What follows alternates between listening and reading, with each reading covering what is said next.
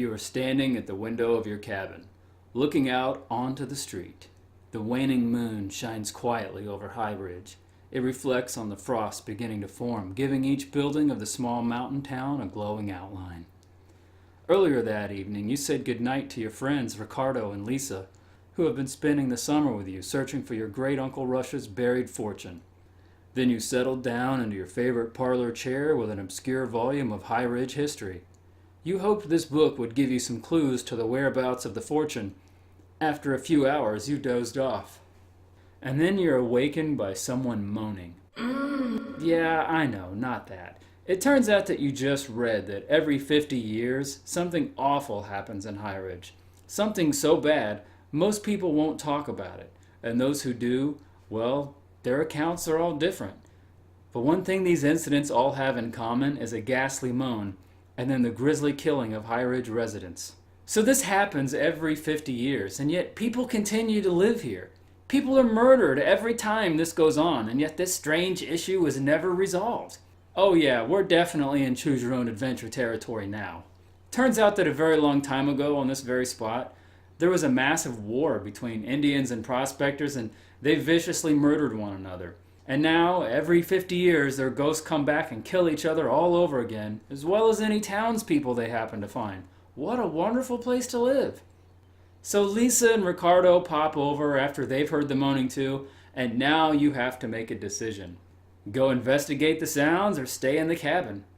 Ricardo doesn't believe in ghosts, but Lisa, on the other hand, isn't so quick to brush the stories off.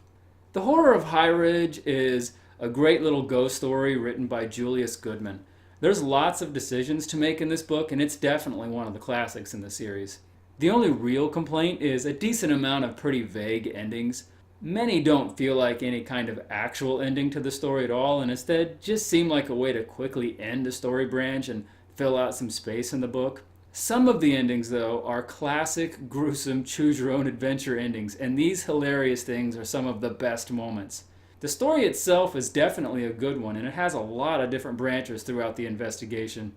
You may run into various ghosts, some of whom will try to and maybe successfully kill you. You can try your luck at escaping the town in your Jeep. You can try the library to investigate more about this haunting and see if you can discover the way to bring it all to an end once and for all. You can even bring a rifle with you if you think that may help your chances. Actually, scratch that. There's also a mysterious red glow in the sky over part of the town, and you can hide out in a church or climb the bell tower for a better look. This is one of the books in the series that has only one possible perfect ending, which in this story is where you solve the mystery and put an end to the curse. This requires deciphering a strange poem about a hatchet and digging up an old ceremonial object. The rest are the aforementioned vague endings or the awesome bad endings. Seriously, some of the endings in this book had to have caused a bit of an uproar with parents at the time. This book came out in 1983 and was written for children and has crazy illustrations like an Indian walking around with a decapitated head, various stabbings and shootings, and then there's one where you get violated with a red-hot iron poker. Holy crap, this thing is classic choose-your-own-adventure gruesome absurdity. Horror of High Ridge was illustrated by Paul Granger, and nothing screams choose-your-own-adventure like a Paul Granger illustration. I mean, this guy's work is very distinctive, with the crazy lantern jaw features and the 70s-looking turtlenecks. Granger artwork just oozes that 70s swagger. And the cover art is great too. Everything you need to know about this ghost story is right there on display. And for bonus points, you get a nice shot of your character looking like Benedict Cumberbatch in a red turtleneck. Actually, let's talk a little more about Granger, because this guy was a really integral piece of the choose-your-own-adventure world. I mean, he probably illustrated more of the books in this series than anyone else. The name Paul Granger was actually a pseudonym. His real name was Don, and he would go on to illustrate many other books in this series under his real name as well. He was born in Connecticut and was a decorated World War II veteran. He created paintings for the Air Force and designed stamps for the post office. And at some point, he was drawn into work with Edward Packard on this groundbreaking book series.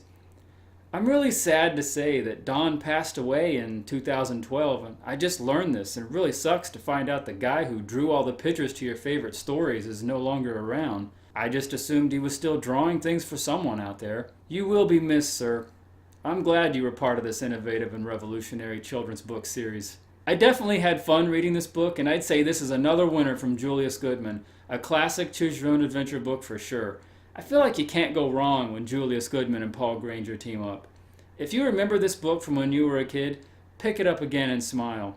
If you have kids, pass it down and introduce them to this series. So, until next time, get your bookmarks ready, because you will choose wrong.